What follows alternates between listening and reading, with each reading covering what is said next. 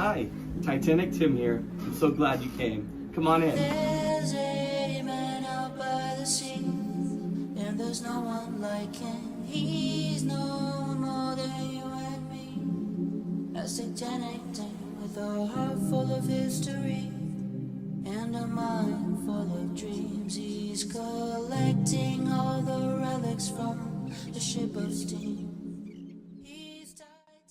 Hey guys, Titanic Tim here. Welcome back, episode 3. Let's do this. So, exciting news. Andy and I went to a exhibit regarding the Titanic. This is like the third time Seattle has seen an exhibit regarding the Titanic come through. Years prior, in 2000 and I believe it was 9 or 10, the city of Redmond, Washington had a small traveling Titanic exhibit that had some trailers filled with some goodies. These goodies being artifacts recovered and restored and on exhibit for us to enjoy. Matter of fact, the traveling exhibit in Redmond housed the smaller section of the big piece. Now, those that may not know what the big piece is actually a section of the hull of Titanic that was recovered years ago. They brought it up with using bags filled with diesel fuel. These floated to the top, and it allowed us an opportunity to retrieve a section of Titanic. The first time around, it actually dropped to the bottom. Years later, they went back and were successful in actually retrieving it. And then they cut the bottom of the section of this piece off and send it on its own journey on exhibit. So I was actually able to see that in Redmond, Washington back in the day. I believe that piece of the Titanic is now the small hull section that's on display in Orlando. So go check it out, it's pretty cool. Now, the bigger section of the hull of Titanic, the big piece, is on display in Las Vegas. But before it was in Las Vegas, it was actually in Seattle, Washington. Pacific Science Center housed this exhibit from 2001 to, I think, later in 2001 or early 2002, which gave the Northwest an opportunity to see these artifacts for the very first time.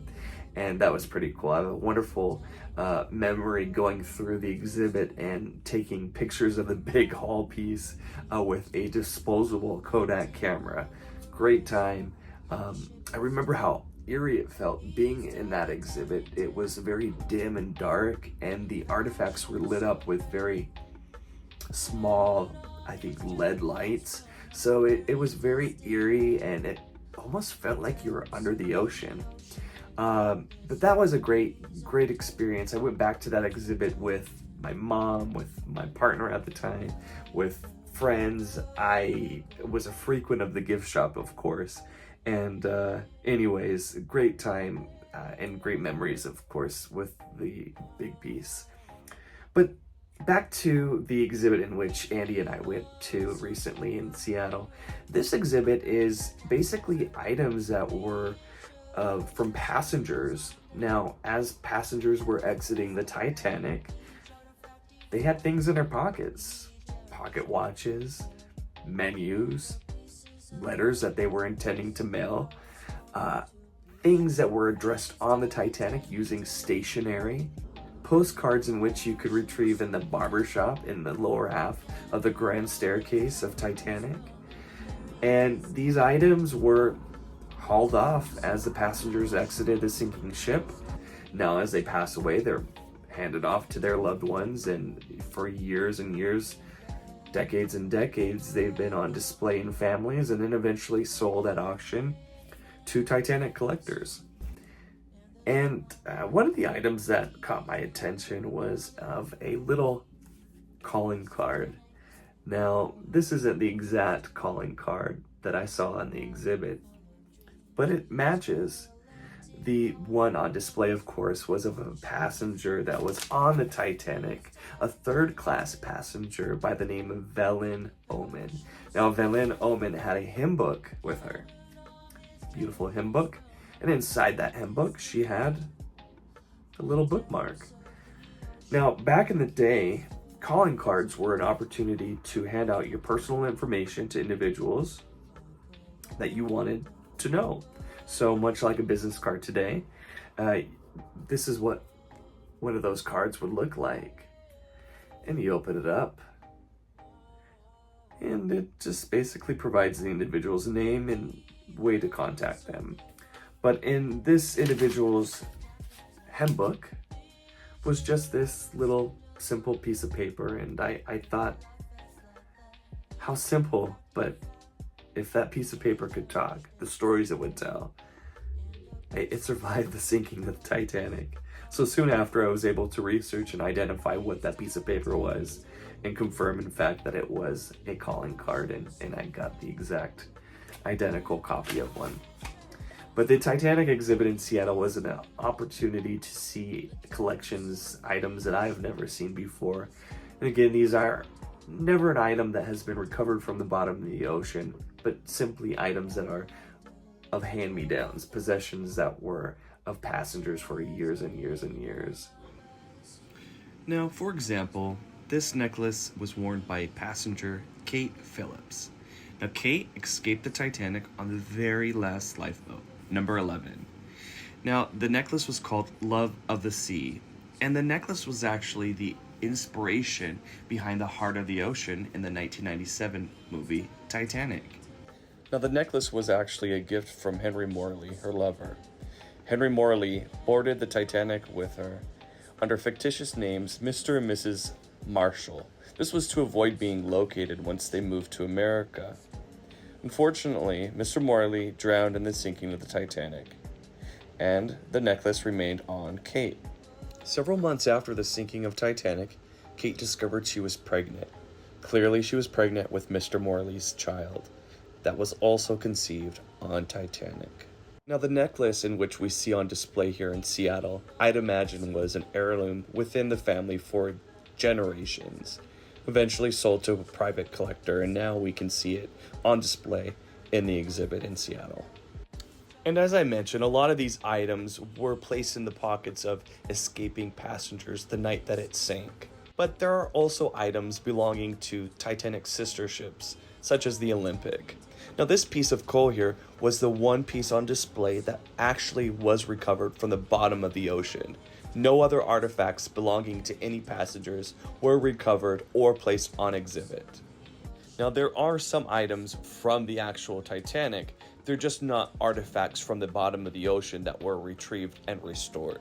Now, when Titanic's sister ship had been retired, a lot of the fixtures within inside the ship itself that mirrored Titanic's were scrapped and sold at auction. For example, the second-class wash cabinet that you just saw me and Andy posing in the mirror taking a selfie, and as well as this deck bench. Now, similar benches have been recovered from the wreck of Titanic. Quick little check-in. How are you feeling? Emotional. Emotional? Yes, I believe that these things were actually very emotional.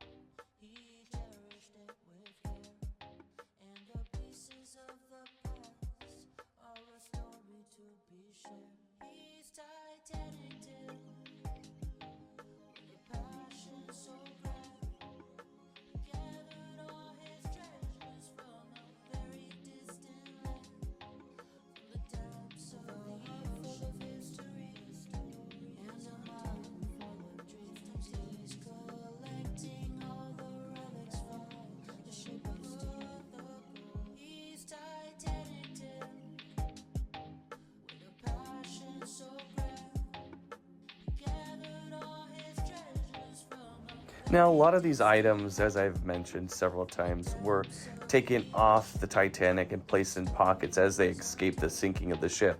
But this letter here was written by Olga London on board the Carpathia. Now, the Carpathia is the ship that rescued the passengers floating in lifeboats waiting to be rescued following the disaster of Titanic. Following the sinking of the Titanic, the McKay Bennett went out on an expedition to go and retrieve debris and bodies. It recovered several bodies, and these bodies sometimes were buried at sea, and the possessions of each body were tagged and collected, and then sent home to families. This is Axel Welland's model of a prototype of lifeboats to be used on board Titanic. The Swedish engineer invented the new type of davit, the crane in which would expend from Titanic, allowing each boat to be lowered in case of an emergency.